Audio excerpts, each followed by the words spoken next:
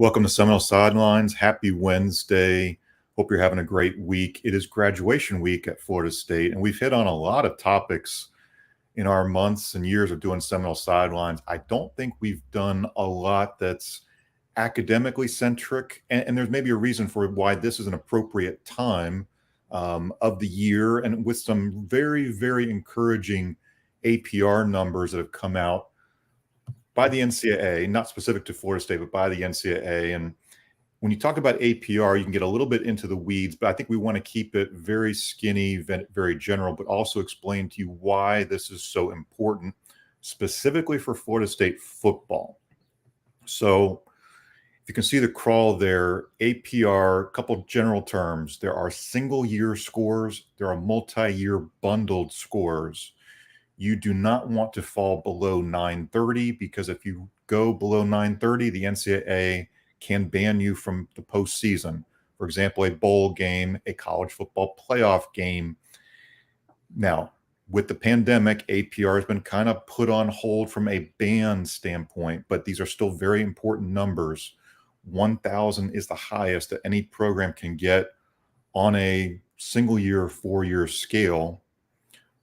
But Florida State dropped pretty low a couple of years ago, and that's what I want to bring up with Kurt Weiler because he wrote the story last night. How low did it go for Florida State football? And now where has the climb gone under Willie Taggart and now Mike Norvell? Yeah, I mean, you look at 2017-18, I remember, I think that came out kind of fairly early in, I guess in 2019, I remember I was at the Democrat at the time and writing the story, or forget if it was me or my colleague at the time, Wayne, wrote the story, but about Florida State bottomed out at, in that 2017-18, the multi-year APR dipped to 936. Basically, one more year without, and obviously that was Jimbo Fisher's last year, the 2017 season into 2018, that academic year. And I would say probably the damage was done in the fall if I had to bet, because, you mentioned him. Credit to Willie Taggart, not for many things during his time at Florida State, but I would say this commitment began under him where he realized, I think, the situation he inherited in that regard and how it needed to improve. But yeah, Florida State bottomed out kind of mere years, points away from, a few, basically, I think it comes down to you lose points from your perfect 1,000 if players leave before being there for 4 years. Or I think don't graduate, leave before graduating in general, leave school or leave your school, at either one. So yeah, I think, you're seeing now, we can get into it, a similar drop off at Texas A&M. I think Jimbo Fisher talked about the classroom because I think he realized optically he had to talk about it, but I think actions speak louder than words, clearly, from both what he did at Florida State and is doing at Texas A&M in that regard. And Mike Norvell talked a big talk about the importance of the classroom, and Florida State's backed it up. Their last 2 years, the Florida State football's APR for the 2021-22 year that got released yesterday was 981. I think the year before that was 989, 987. It was even higher. Those are the two single best APRs in Florida State football history. Which is, and it leads to now Florida State's APR of 972 for the football program is the best it's ever been in the 20 years of APR. It started in the early 2000s, and it's never been otherwise as close to the danger zone as it was in the Jimbo, the end of the Jimbo era. But it's a testament to go from what was 936 to 942 to 958 to 972, which is still near the bottom of the ACC, if that's what you're comparing it to, but it's also still dealing with, that 2017-18. I know COVID played a role in it, but the last few years, if Florida State's consistently in that 980 range, that's, going to be upper tier of the ACC as more years of that stack on top of each other.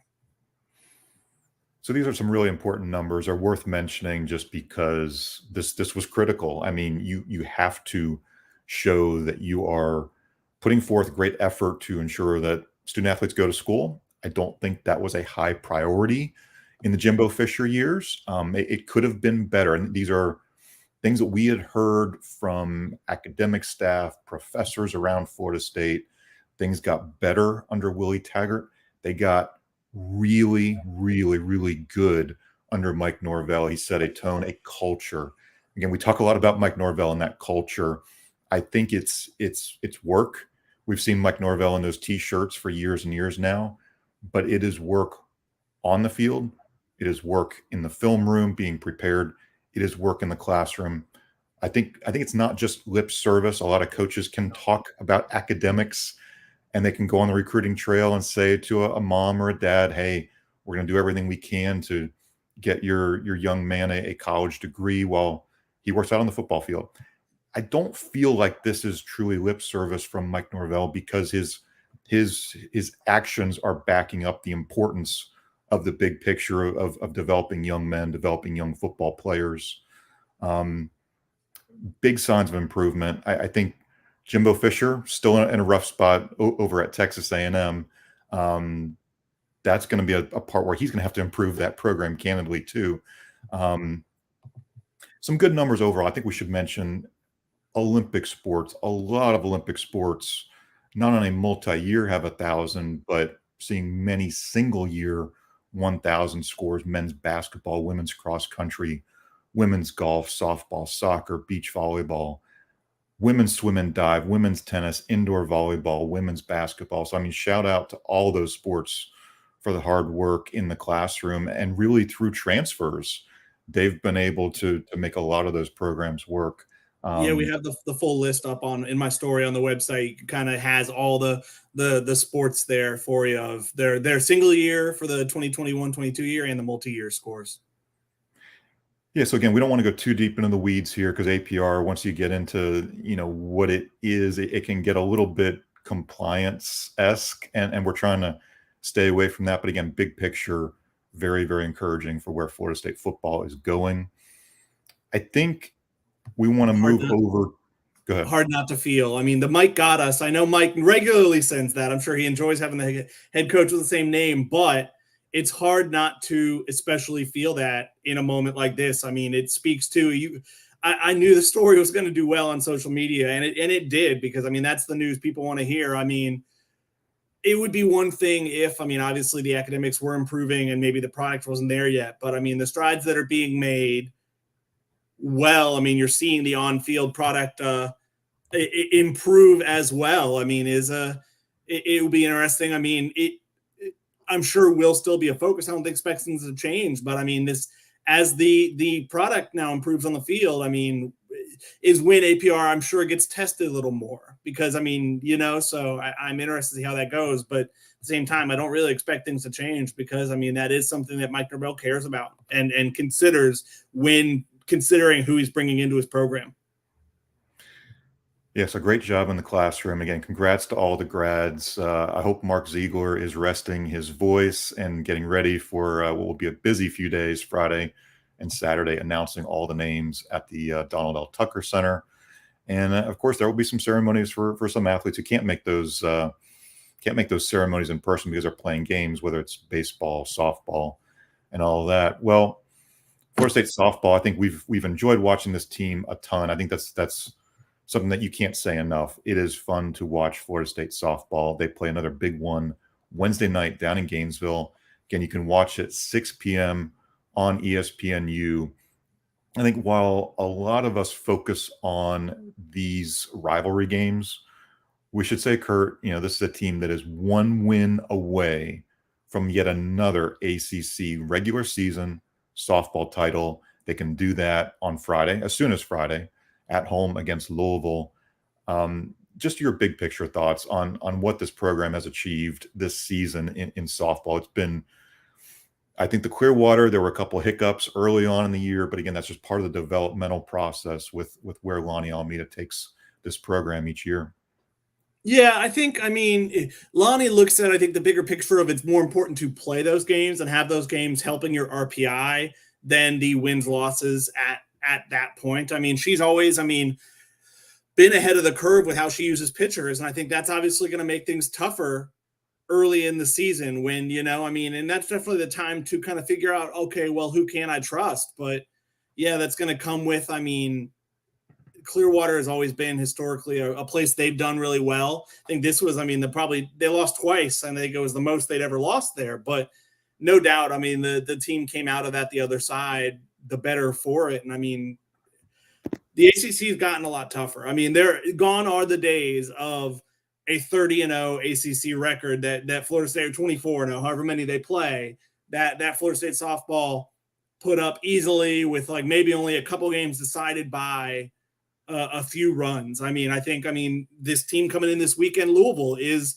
a ranked opponent now. And I mean, they're a team who's risen to the challenge. I mean, when Clemson and Duke became the pretty much from right when their programs were created, they added a lot to the ACC. Both have been ranked, both have hosted regionals and been really solid tournament teams, and just brought some validity to the ACC beyond just Florida State. And I mean, it's been nice to see Florida State rise to that challenge. And I mean, they really haven't lost a step. I mean, Lonnie Alameda keeps having them rolling, and I don't expect that to change even after this year when they lose quite a few good players. Yeah, to your point, looking through the Florida State softball game notes, they've already played 10 of the top 25 teams in the ESPN.com poll. So very much a battle-tested team. I think, again, we've talked about the storyline, how Florida State lost in the regional last year to Mississippi State. I think Coach Alameda wanted them to be as prepared as possible for regional-type atmospheres, super regional type atmospheres. Going out to Oklahoma State, I think, was a big deal for them. Again, playing Clemson on the road, playing at Virginia Tech, playing at Duke, playing a lot of really good ACC schools. The league is getting better. The schedule is getting tougher, and perhaps making it a little bit better for these ACC teams to make a run in the regionals and get to the supers. And we'll see, from there how far it goes and gets. But again, tonight, FSU softball at Florida, 6 p.m. on ESPNU. We'll have live updates on the Osceola's Women's Sports Forum. Again, you can check out all the women's sports there on the Osceola. I think I want to reflect a little bit on, some not so great news. The baseball team getting swept Tuesday night, Gators completing the season sweep. Hey, shout out, though, to a lot of Florida State fans. There were 8,000 or more in 121 Financial Ballpark, whatever that's called now, in Jacksonville. Baseball grounds in Jacksonville. Come on, it's the baseball grounds. It's a great ballpark, by the way. If you have not been, beautiful place to watch a game. Nice open concourses. So if you're getting your food, you still have some decent sight lines to see the ballpark, see the playing field. Really like the look of it. It's got a nice feel to it.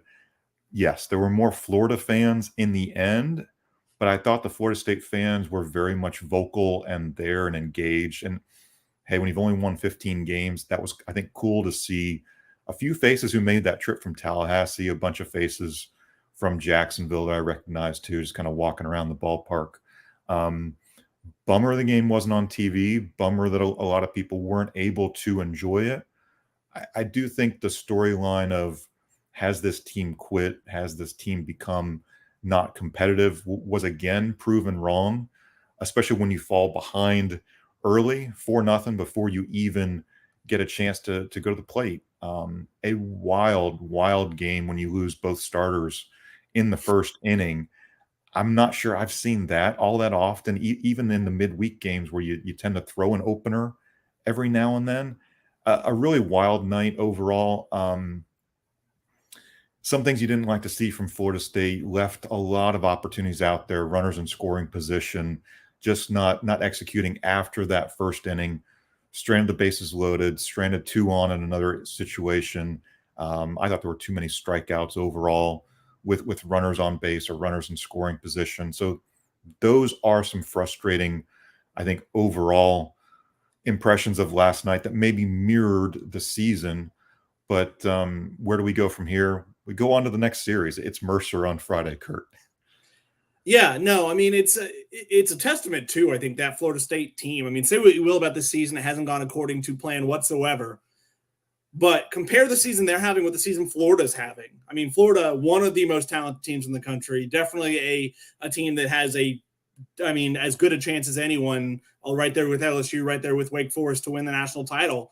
And Florida State gave them 3 good games, led late, or in the middle innings or late, really in all three of them. I mean, we're right there. Not winning any of them's tough, but unfortunately, I mean, as we've written stories lately, there have been some themes of this season. This team hasn't quit.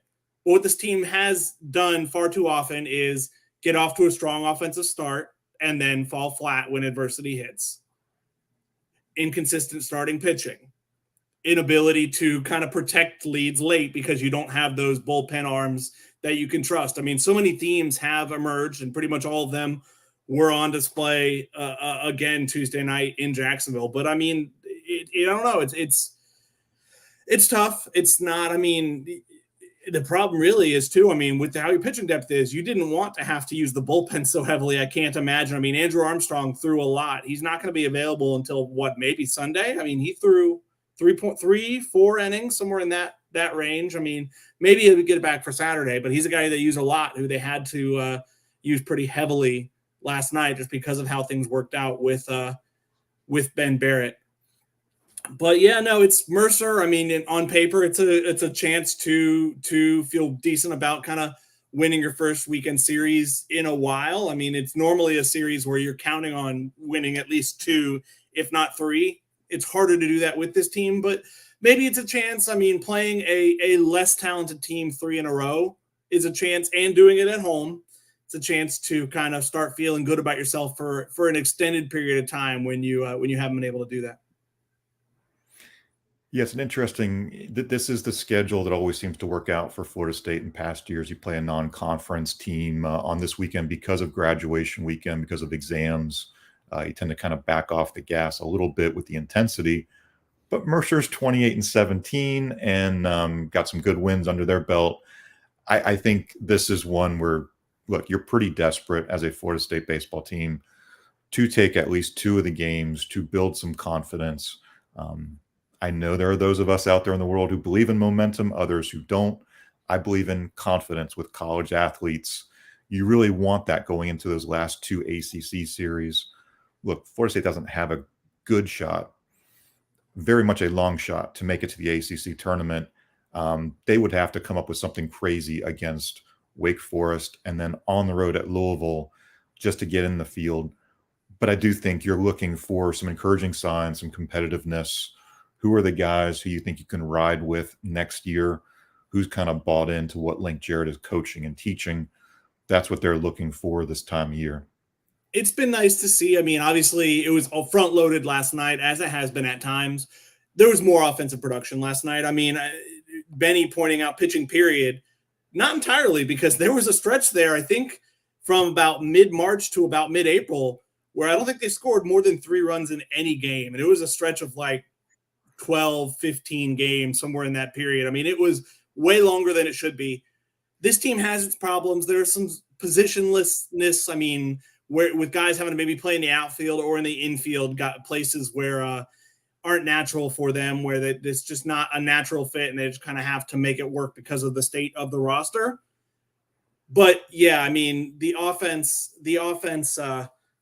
finding some life. I mean, against that Florida and even at Notre Dame, I mean, putting up 8 in that rubber match. It's a shame that kind of the one inning really got away from them, that put them in that hole they couldn't get out of. But yeah, I think you want that offensive success, because I think you want to be able to sell. I mean, you got some guys with decisions to make, guys like James Tibbs, guys like Cam Smith, who's who will be a draft eligible sophomore, so has as few as 1 year of eligibility left. And I mean, you want it here, and think the stronger you finish this season, the more you can hopefully sell guys on coming back, and less having a total roster reset, which is not what you want. And Cam Smith had a couple of big hits last night, a couple of triples. I mean, he continues to really put good contact on the ball. I know there were some moments where, everybody can say they didn't come through with a runner on base, but there were some big moments for Cam Smith. He's still very much a reason why I show up to the ballpark and want to watch this team. It's guys like Cam, Jaime Ferrer. You wrote about James Tibbs a week ago and what he's been able to do. Kind of set aside, yes, where the record is, but focus very much on what he can do at the plate. So yeah, lots of good baseball and softball if you're in town this weekend. Obviously, Mercer for for baseball, Louisville for softball. Come check them out. It'll be good weekend. Should be good weather here in Tallahassee.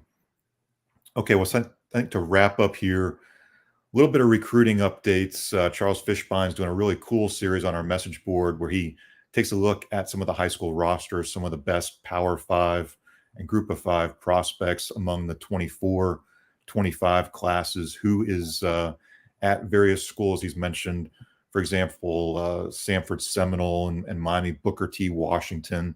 So if you're kind of just curious about some names that might be out there, some in the mix for Florida State potentially, some maybe not. Good to check those out. Again, that's on our recruiting board at theosceola.com. Fish having some good analysis, a little bit of fun, just kind of previewing where some of these schools are with spring football.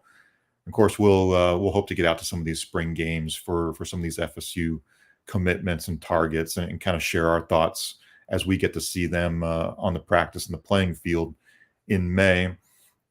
And to wrap up, Patrick Burnham's got some updates on a few of the the targets. Some offers are going out, a little bit of a trickle as far as the offers. It hasn't been a full blast of a fire hose this time of year, but I think we'll see things pick up. I think on the recruiting front, especially with some transfers, who will be in town to visit with Mike Norvell and the staff, and Florida State now has an opportunity to really sell to a linebacker, a safety. I think you said defensive end, wide receiver are maybes too. There are some opportunities out there for Mike Norvell and the staff and the transfer portal. I think we're going to kind of leave it there. That's a good, kind of quick update for you on a Wednesday. Wanted to touch on the APR, the significance there. If you joined us late, go back and check that out, because I think it's very important to go inside the numbers broadly from maybe a 30,000 feet view of where Florida State football is. Again, congrats to all the grads, congrats to all the families. If you're coming into town this weekend to see a son or daughter or loved one graduate, congrats to you, congrats to the family. And look to the Osceola. We'll have full coverage of Florida State softball tonight, Wednesday night, as they are down at Florida looking for that season sweep of the Gators. And of course, we'll have full coverage of baseball and softball this weekend on theosceola.com. So for senior writer Kurt Weiler, I'm editor Bob Ferranti. Hope you have a happy Wednesday. We'll see you again Friday right here on the Osceola's YouTube, Facebook, or Twitter, 12:30 p.m. Eastern. Take care.